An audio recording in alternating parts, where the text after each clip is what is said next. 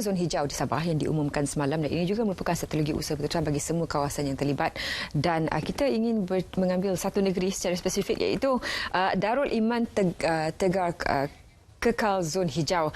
Ini merupakan usaha negeri Terengganu menangani situasi pandemik ini dan bagaimana secara logistiknya mereka menangani situasi ini dan bagaimana untuk keluar dan memastikan mereka sentiasa kekal dalam zon hijau. Bersama kami iaitu pengarah Keselamatan Negeri Majlis Keselamatan Negara untuk Terengganu, Tuan Badrul Shah Muhammad Idris di talian. Hello, Assalamualaikum Tuan Badrul.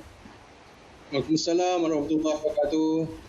Baik, kita sedia maklum negeri Terengganu beberapa hari ini tiada mencatatkan sebarang penambahan kes baru untuk COVID-19 ini, dan itu merupakan satu kejayaan saya kira untuk kita menjaga negeri, khususnya negeri Terengganu untuk terus kekal hijau. Mungkin Tuan boleh kongsikan apa antara kunci kejayaan kepada situasi semasa iaitu COVID-19 di negeri Terengganu sekarang ini? Terima kasih kepada pengacara Encik Menawar dan juga Encik Zaliha. Terima kasih kerana menjemput saya pada hari ini untuk bercakap sedikit tentang kejayaan negeri Terengganu untuk mengekalkan situasi penularan COVID-19 ini pada tahap yang minimum. Untuk makluman tuan-tuan, bagi negeri Terengganu, alhamdulillah setakat ini bagi 6 hari terakhir ini tiada kes yang terbaru. Dan sebenarnya kejayaan ini adalah hasil daripada usaha bersama agensi-agensi dan juga masyarakat.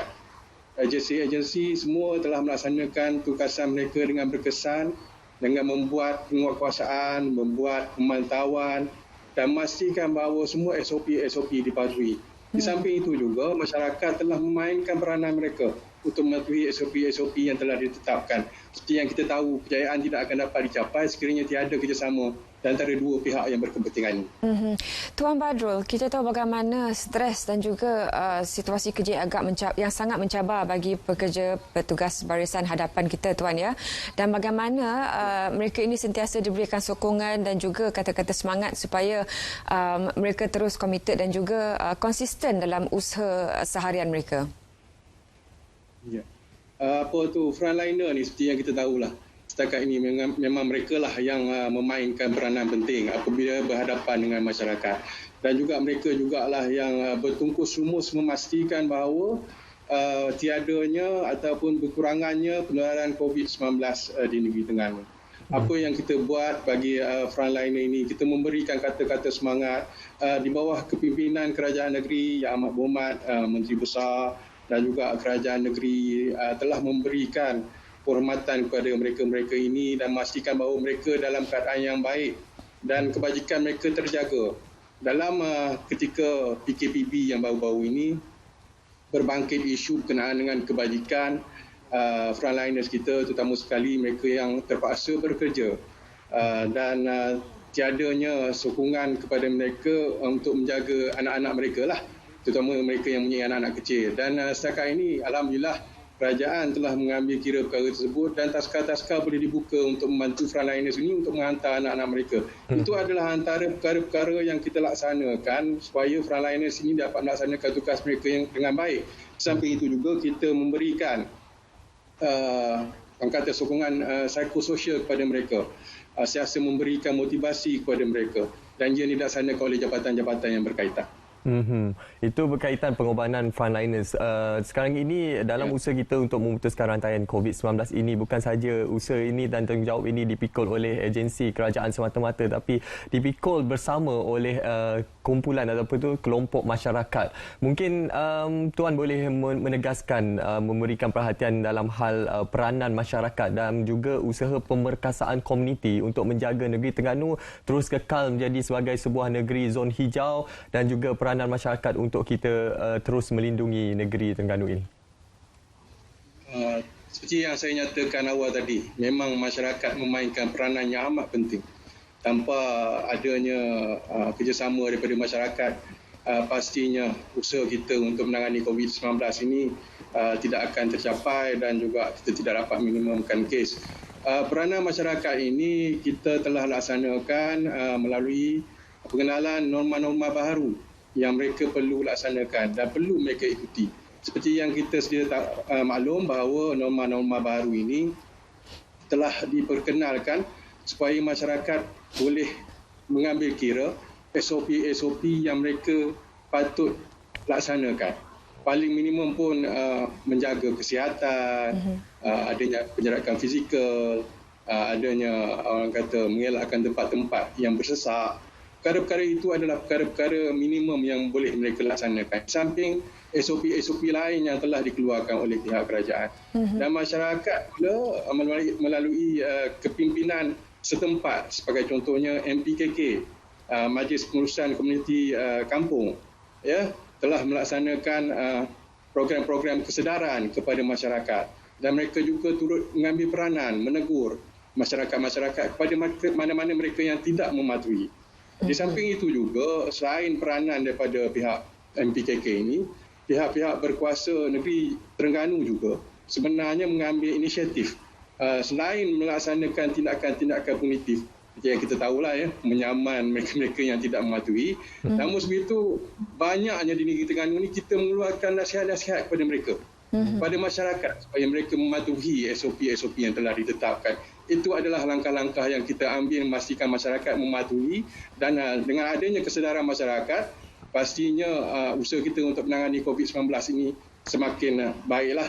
Dan seperti kita tahu, pematuhan SOP bagi negeri Terengganu yang telah dibentangkan oleh agensi-agensi yang berkaitan menunjukkan bahawa 98% daripada masyarakat negeri Terengganu mematuhi SOP yang telah ditetapkan. Tapi seperti kita maklumlah, 98% masih lagi ada 2% yang dikatakan gagal untuk mematuhi. Namun sebegitu, kita mengambil tindakan untuk menasihati dan memastikan mereka mematuhi SOP yang telah ditetapkan.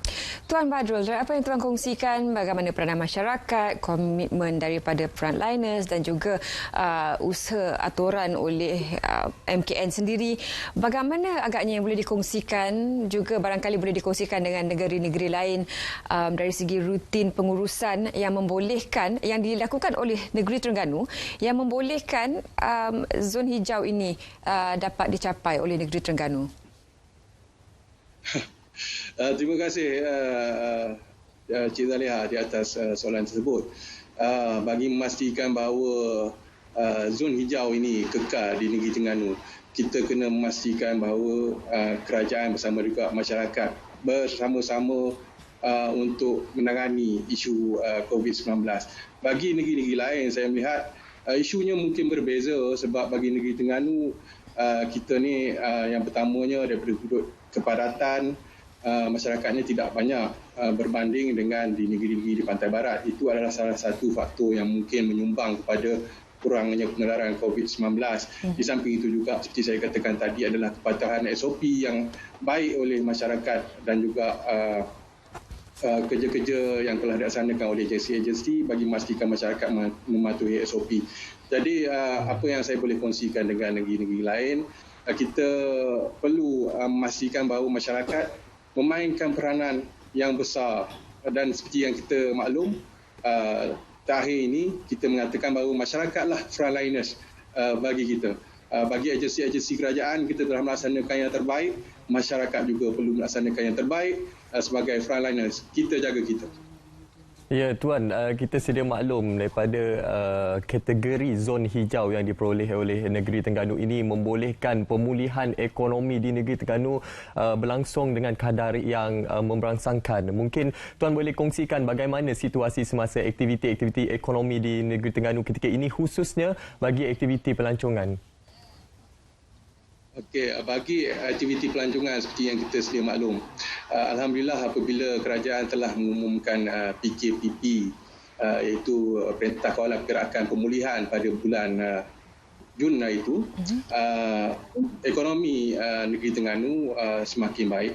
Kerana kita tahu bahawa negeri Terengganu dan juga Pantai Timur Semenanjung inilah antara negeri-negeri yang menjadi tumpuan pelancong dalam negeri. Yeah. Apabila pelancong apabila rakyat Malaysia ini tidak dapat melancong keluar negara, jadi mereka melancong ke dalam negeri, terutamanya ke Pantai Timur, iaitu ke Terengganu.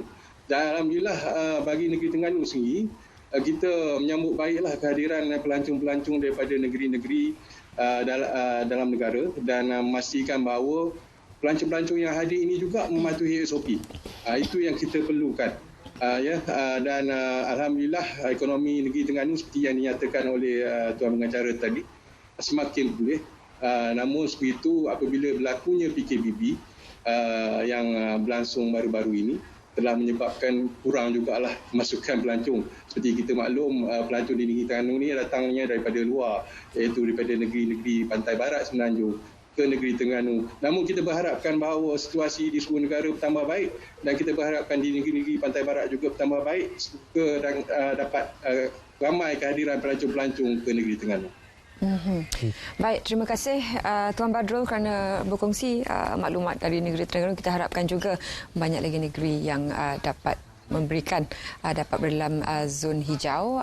Kesimpulan bagi langkah berjaga-jaga supaya kepada warga masyarakat supaya ialah sekarang zon hijau supaya terus iltizam dengan disiplin yang mereka lakukan.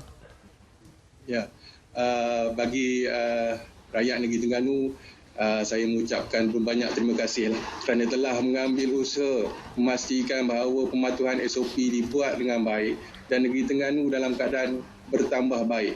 Seperti saya maklumkan awal tadi, ada sudah 6 hari tiada kes bagi negeri Terengganu dan kita harapkan ianya akan bertambah baik pada masa hadapan.